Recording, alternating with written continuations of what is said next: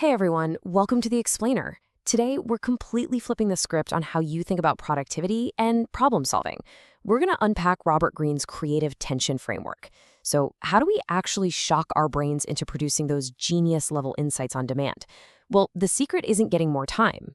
Actually, it's the exact opposite. Okay, let's dive into this with a foundational insight straight from Robert Greene's book, Mastery. He says, when you are faced with the slenderest amount of time to reach the end, the mind rises to the level you require.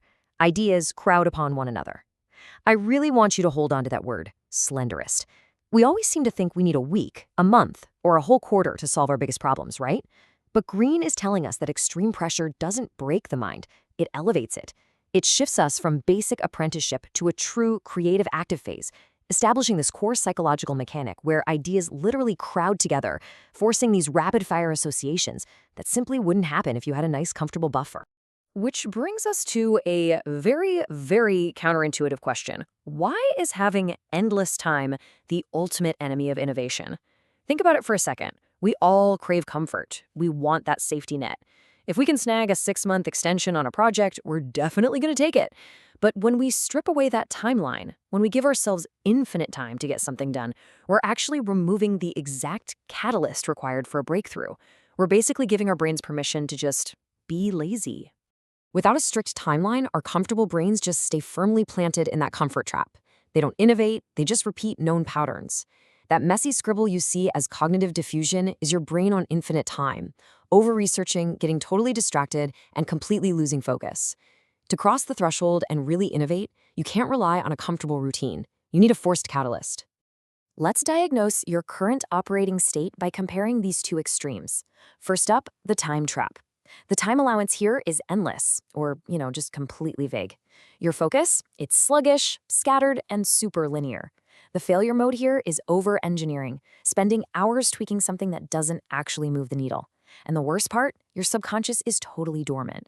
But jump over to forced mastery. When you severely restrict that time allowance, your focus instantly sharpens into this holistic ecosystem view. You don't have time to be a perfectionist, so your failure mode pivots to rapid creative survival. And your subconscious? It becomes hyper-activated. And this brilliantly illustrates exactly what happens. Notice how cognitive velocity absolutely rockets upward as time gets scarce. Extreme time restriction doesn't just make you work a little bit faster, it literally shocks the brain into high gear on the spot. The pressure completely wipes out your hesitation, you stop second-guessing yourself, you stop mindlessly browsing the internet. Time scarcity acts as a massive psychological accelerator, forcing your brain to make immediate, rapid-fire associations just to survive the deadline. Now, to really harness this, you have to understand it's not just about panicking. It's a structured, dual-engine architecture of creative tension. You need two distinct engines for this to work. First, the active engine, the shock. This is your spark. It's an aggressive, incredibly tight deadline that forces immediate pattern recognition while you're actively working. But the real magic happens with the second engine, the release. This is the passive phase, where you let it cook. Once you've shocked your brain, complete disconnection forces your brain's incubation period into overdrive. It weaves all those high-pressure data points into solutions while your subconscious literally takes over while you sleep. So, psychological theory is fantastic, right? But how does this actually play out in the gritty, messy, real world? Well, we're going to stress test this framework by taking it straight to the shop floor. We'll look at 3 high-stakes physical engineering scenarios, but keep in mind how these exact same principles totally apply to your everyday life. Here's Sprint 1, the 20-minute diagnostic challenge. The problem is a vehicle with a ghost electrical drain. If a mechanic falls into the infinite time trap, they're going to slowly crawl through wiring schematics, check every fuse one by one, get incredibly bored, and make zero progress. But apply forced mastery. Give that mechanic exactly 20 minutes before the next truck arrives. Suddenly, the brain completely abandons that slow, linear textbook testing. Hidden associations about past chassis patterns surface instantly. It's the exact same psychology as that classic 15-minute cleaning sprint when you find out company is coming over. You don't slowly reorganize a single drawer. You instantly see the whole room as a holistic ecosystem and clean it in record time because that clock is aggressively ticking. The pressure forces the breakthrough. Now, what's really interesting about this slide is how perfectly this applies to physical creation too. Sprint 2 is the 1-hour scrap bin fabrication. Imagine a snapped conveyor feeder guide that halts an entire operation. The time trap whispers, Let's spend hours over-engineering perfect CAD models. But the forced mastery mandate is brutal. A working modification must be welded onto that machine in 60 minutes using only the scrap metal pile. What happens? Immediate creative survival. The brain bypasses textbook design entirely. Old angle iron and a discarded bearing casing suddenly click together in the mechanic's mind. It's just like a last-minute gift fabrication before a birthday party. You bypass the textbook perfect gift and instantly piece together a highly original, functional solution with whatever materials you happen to have on hand. And it scales up to macro management too. Sprint 3 is the 5-day lean turnaround. Picture a chaotic, lagging workshop with misplaced tools and terrible flow. The trap is telling yourself you'll reorganize sometime this quarter, which just keeps the problem dormant. But if you enforce an aggressive 5-day deadline to become 100% operational, the mind turns every single morning into an active puzzle.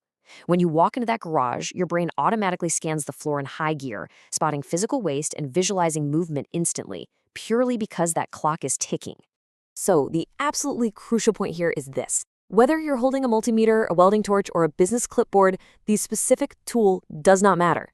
Whether you're welding a bracket or fixing an electrical drain, the friction of extreme time restriction itself is the universal catalyst for human ingenuity. The time constraint literally is the tool. The question then becomes, how do you harness this for yourself? How do you deliberately trigger this incredible closed-loop system in your own daily workflows? You can't just sit around hoping for a deadline. You have to engineer it. Now we're going to break down exactly how you can run this cyclical engine of innovation yourself. Let's move to and see how this builds into 4 non-negotiable phases. 1. Establish creative tension. 2. Saturate and hit the wall. 3. Deliberate disconnection. And 4. Immediate capture. Let's dive into the specific actions required for each of these steps. Phase 1 and 2 make up your active phase, conscious exhaustion. First, establish that creative tension by picking a complex problem and severely cutting your expected deadline right in half. If you need 3 hours, allow yourself 90 minutes. Create intense focus through pure time scarcity. Then, step 2, saturate and hit the wall. Dive deep into the work. Absolutely no multitasking here. Research, sketch, and push aggressively until you feel completely mentally blocked. This is vital. That feeling of being totally stuck, it's actually a command you're sending to your subconscious, telling it, hey, this data matters immensely. Now, once you hit that wall, you must immediately transition to the passive phase, deliberate disconnection. This is where you have to let go, completely stop thinking about the problem, turn off the computer, step away, switch to a low-effort physical activity, or, honestly, even better, just go to sleep. Whatever you do, do not jump into another stressful task. Let your subconscious quietly weave all that high-pressure data together. Then comes phase 4, immediate capture, the morning notes. Keep a digital capture tool or a notebook right by your bed. The very moment an insight hits you when you wake up, you must write it down instantly. If you wait even 5 minutes to go brush your teeth, your active logic will step in and completely overwrite that subconscious breakthrough. When you put all of this together, it completely shifts your paradigm for problem solving.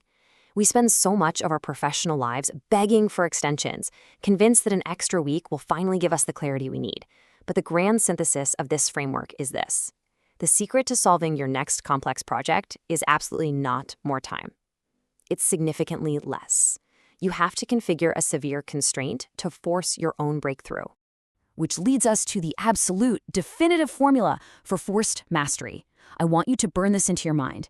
Intense deadline plus absolute rest equals creative breakthrough. You configure the constraint to shock the system. You saturate the mind with intense focus, and then you completely walk away to let the subconscious take over. That tension and release is the true equation you need to accelerate your cognitive velocity. So, I want to leave you with this provocative question as we wrap up this explainer. Look at your calendar. Look at that project that feels entirely stuck in the mud right now. What impossible problem could you solve tomorrow by deliberately cutting your deadline in half today? Seriously, try it. Force the tension, hit the wall, go to sleep, and see what ideas crowd upon one another in the morning. Thank you so much for joining me in this session of deep learning. Now go restrict your time and force a breakthrough.